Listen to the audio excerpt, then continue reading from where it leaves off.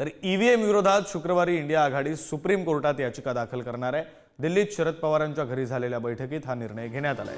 या बैठकीला महाविकास आघाडीच्या पराभूत उमेदवारांसह आप नेते अरविंद केजरीवाल देखील उपस्थित होते।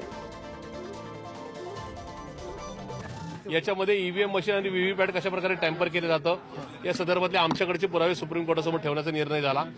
इलेक्शनच्या 3 दिवस अगोदर 288 मतदारसंघांमध्ये साधारणतः 30, 40, 50 आणि मॅक्सिमम 60,000 मतदार हे एक्सचेंज करण्यात आले, म्हणजे डिलीट करण्यात आले, ऍड करण्यात आले। परत आता इलेक्शन कमिशनने नवीन एसओपी जारी केली, ज्याच्यामध्ये 20 नोव्हेंबरला महाराष्ट्रात जे मतदान झाले ते त्वरित ते डिलीट करणार, एरेज करणार आणि नवीन मॉकपोल घेणार। एक अर्थे मतदारांनी जो दिलेला खरा कौल आहे तो लपवण्याचा किंवा तो डिलीट करण्याचा जो इलेक्शन कमिशनचा इरादा आहे त्याला कुठेतरी केंद्र सरकारचा पाठिंबा किंवा केंद्र सरकारच्या इशाऱ्यावर इलेक्शन कमिशन असतंय, त्या सगळ्या गोष्टी सुप्रीम कोर्टासमोर ठेवण्याचा आमचा निर्णय झाला आहे। या संदर्भात बोलूया, शिवाजी काळे आपले प्रतिनिधी आपल्यासोबत जोडले गेलेले आहेत। शिवाजी, ही बैठक पार पडली, त्यानंतर शुक्रवारी याचिका दाखल करण्याचा निर्णय झालेला आहे। कोणकोणत्या महत्त्वाच्या मुद्द्यांवर या बैठकीत चर्चा झाल्याची माहिती आहे? 2 महत्त्वाचे मुद्दे पाहायला मिळतात। एक तांत्रिक बाबी आणि मतदान जी पार पडते ती यंत्रणा म्हणजे निवडणूक आयोग।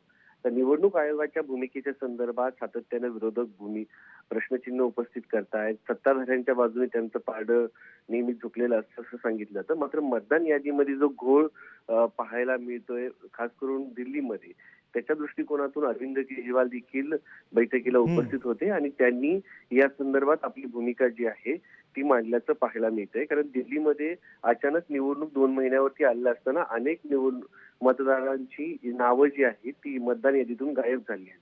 अशाच पद्धतीने महाराष्ट्रामध्ये देखील मतदार यादीतून अनेक लोकांची नावं एका मतदारसंघातून दुसऱ्या मतदारसंघात गेल्याचा दावा इंडिया आघाडीतील नेते करताना पाहायला मिळत आहे। तर एकंदरीत पाहता मतदान प्रक्रिया जी आहे ती निवडणूक आयोगाने पारदर्शक पद्धतीने पार पाडली नाही असं देखील निवडणूक लढलेल्या उमेदवारांचं म्हणणं आहे।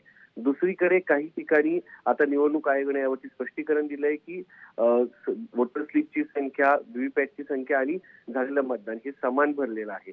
मात्र निवडणूक आयोगाकडे जे उमेदवार आहेत त्यांचं म्हणणं असं आहे की अनेक ठिकाणी झालेले मतदान प्रत्यक्षात जे निकाल लागला त्यामध्ये तफावत आहे, अशा बातम्या देखील काही वृत्तपत्रांमध्ये, माध्यमामध्ये छापून आलेल्या आहेत। त्याचा दाखला शिवाजी, त्यामुळे काल ही जी बैठक पार पडली ती बैठक अत्यंत महत्त्वाची म्हणावी लागेल आणि या बैठकीनंतर आता शुक्रवारी याचिका देखील दाखल करण्यात येणार आहे।